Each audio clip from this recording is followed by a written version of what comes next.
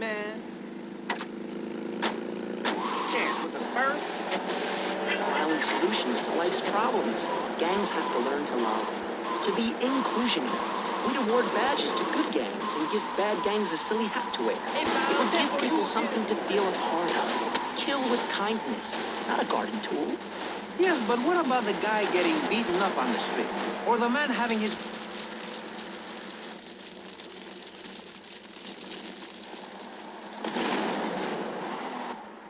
No, I'm totally on my way to the mall.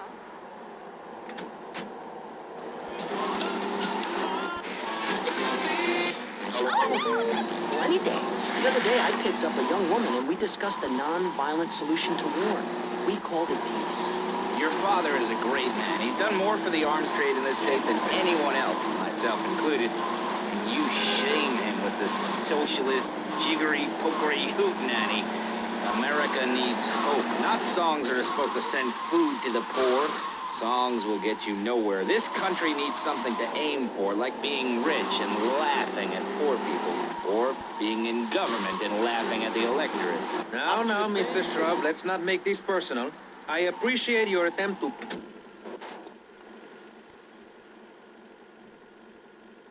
I'm sorry, but I just can't swallow this right now. Come on, darling. He's hung like a sperm whale, for pity's sake. How can you not feel the part? But Stevie... How's my star director? Oh, man, the struggle between the artistic integrity and the humping, pumping action continues unabated. And before you ask, yes, all 4 videos will be released by their... Honey, can you please keep the Andacon in the shot? He costs more per hour than you do. Oh, sorry, Steve. I was thinking we need some kind of big stunt to really promote the launch. Something that will make a real impact on this city. You got any ideas? Well, in the old days, they used to have gala events, stars, limos, the night sky crisscross with searchlights. Searchlights. I got an idea. Yeah. Well, little sequin numbers and the limos. Premieres. Oh, yes, ma'am. Of course, ma'am. And the press and the barrage of lights.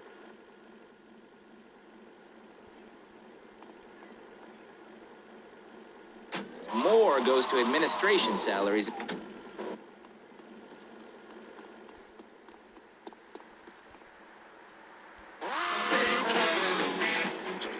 why I worked so hard at school, so I could reap the rewards now. I thought you worked hard at school because the other kids laughed at you and called you a square. That's a damn lie. They called me Wet Fart. They put me to bat because my voice didn't break until I was 19. So, Mr. Shrub, I take it you don't believe in regulation. I believe in giving people a chance, not tying them down with lots of needless regulations. The fact is, business is run by moral people who won't do anything illegal or try to get rich quickly. But since you got elected, Vice City has been characterized by a government who cut aid to the poor, offered tax breaks to the rich, and paid people to dump toxic waste near schools. Yes, we've made a lot of progress. And up on Capitol Hill, you were instrumental in pushing through a bill allowing the manufacture and sale of giggle cream, a dessert with potential lethal consequences.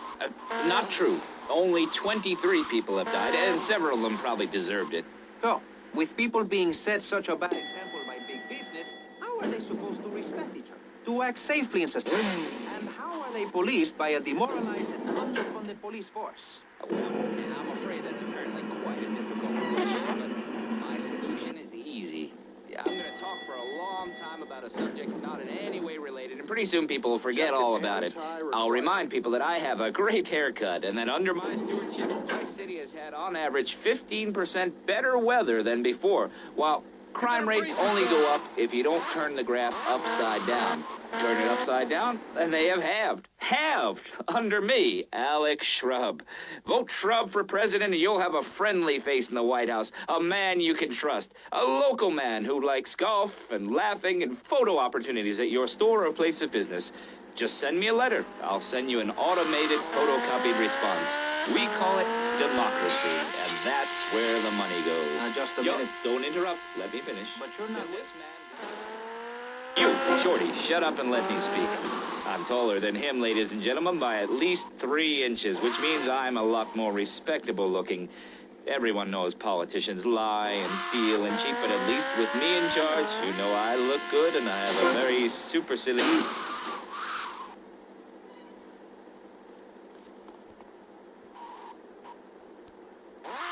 picture, and you won't feel guilty about it. Enough! We're running out of time, and you completely failed to answer the question. I'm a professional. That's my job. And Mr. Hickory? Of what happens with an open border to the north. The state is filling up with trash. People who can't tell the difference between a swamp and a marsh. Guys who don't know the first thing about the legality of marrying within the family. That's why we need a river. People, I'm telling you, pick up your spades, go into your garden, start digging as deep and as far as you can. Pretty soon, the whole state will be flooded and ruined, and then they'll have to leave. We must build a moat to the north, or they will come down and ruin this great state. And Mr. Hickory, were you born in Florida? What a stupid question of all the cheek. Were you? Of course not. No one's been born in Florida since 1877, but I've been here for 5 years, which is a very long time. Yes, it is. As long as this show. Ladies and gentlemen, you're listening to Pressing Issues with me, Maurice Chavez, presiding over some of the least informed debate on the radio. In this episode of Pressing the Issue, we had Alex Shrub, Callum Crayshaw, and John Florida Hickory discussing safety. I guess you've all got to make up your own minds. Should we be as wet as fish or a corrupt money-grabbing thief? Gentlemen, I feel we really got somewhere, and that Vice City and people everywhere know a lot more than they did before we began. And now, over to Jonathan and Melissa to talk to you about public radio in your area. You're listening to VCPR, the radio station for disoriented and unrealistic college professors who wear fuzzy sweaters and find everything terribly interesting. I'm Michelle Montanius. And I'm Jonathan Freeloader. Public radio is very important. You may have heard my recent hour-long story about my hike in the park. That was fascinating and very important for everyone, even the blind. Play a selection, Jonathan. I think this is the part where I came to the big tree. I almost felt like I was there. You won't get this kind of nauseating detail on commercial radio. VCPR is 100% commercial free. Absolutely nothing interrupts your enjoyment of our fine programming and ability to tackle the important things like Jonathan's walk in the park. But we need you. Think of yourself as a member of this station, except you aren't allowed in the doors. That's an important metaphor for life. Yes, how wonderful would it be to own an hour of this radio station? We just got an enormous pledge from Farewell Ranch. That's great. Farewell Ranch is a great place to take your loved one. Just dial 866-9-BURY-ME. Remember, VCPR is commercial and interest-free. Donate your money now. Thank you, guys. So, we're back on Pressing Issues. Just one of many fine shows you'll hear if you have the patience to listen to public radio. Although thanks to the many awards we have won, Pressing Issues has extended playtime and is the #1 rated show in the Vice City area. I'm your very entertaining host, Maurice Chavez, a man climbing the broadcasting ladder at a rate of 6 knots. 6 years ago, I was a clown, and now I'm a success. Think about it. Imagine where I could be in 10 years. I could achieve anything. Anyway, morality. What is it? Why do we need it? Our ancestors built tools to beat each other over the head and discover how to make meat to celebrate with afterwards. Then Columbus came over, shut down the Pilgrim discourse. Why? All very confusing if you ask me. And you did. And I asked myself, that is a perfect subject for a region-wide discussion show, which is very lucky because I happen to host one. To discuss the subject of morality, we have firebrand preacher, Pastor Richards, the head of the Pastor Richards Salvation Statue Organization, a group which plans to raise enough money to build a statue of Pastor Richards himself. We also have John Brown, leader of Moms Against Popular Culture, or MAPC, or is it MAPS? MAP-K? I don't know. We're deep in acronym hell right now, or is it purgatory? And finally, we have Barry Stark, author of the book As Nature Intended. He's the editor of Vice City's Nature is News, and is working feverishly, it says here, to bring more nude recreation to Vice City. To protect the dignity of our other panelists, we place Mr. Barry Stark behind a divider. I'm naked back here. It's my right as a person. Yes. To be naked?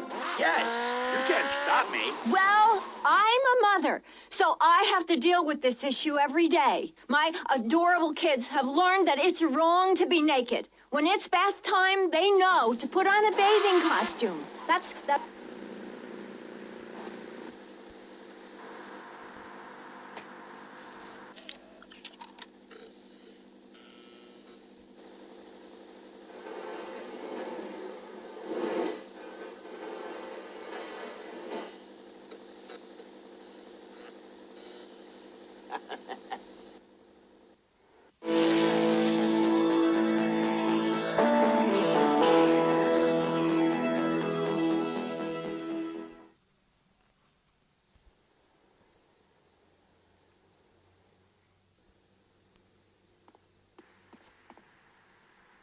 Flamethrower, if you're naked, it could burn or scald in quite a personal fashion. Quite frankly, have you been to the zoo? Animals are naked. If everyone were naked, there'd be no war. Everyone's complaining about crime and the theft of cars in the city. No one's ever stolen my car.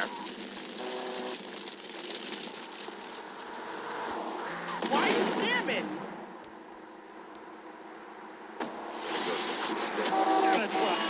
Pilgrims left England. What hardware we got?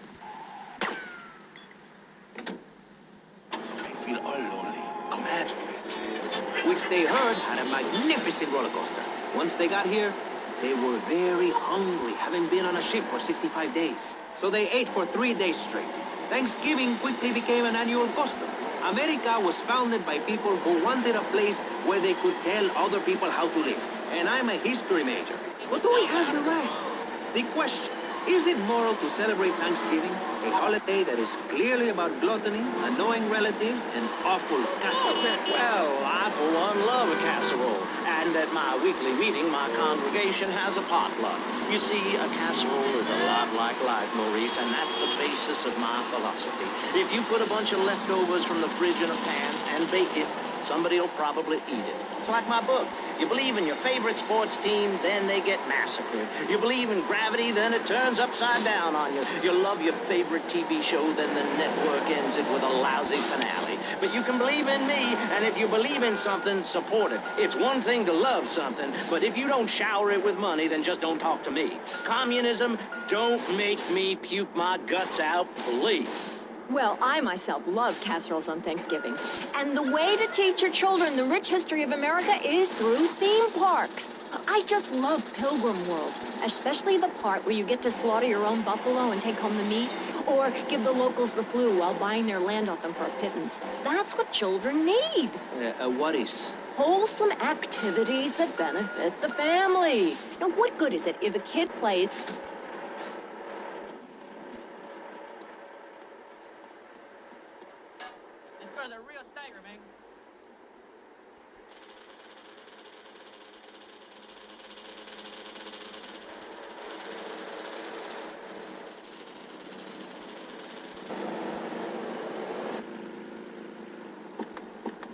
I won't charge. Getting. They should be able to have a simple financial transaction without seeing your fire hose. Are you with me? Sorry, Maurice. That's okay. Just try to behave. I think the sun must have got to you or something. Yes, maybe that's it. Maurice, if I may, you have a fine show here, and I'm glad to be on it. But everyone within the sound of my voice and smell will die in the fires of doom. It is written, TV is trash, radio is trash, our newspapers are run by Canadians with an agenda. Our very way of life is threatened. We formed this great state to play golf, and I'll be damned if any weirdo hippies are going to tell us we can't fill in wetlands and make a home for ourselves, complete with 18-hole championship standard courses and selective admission.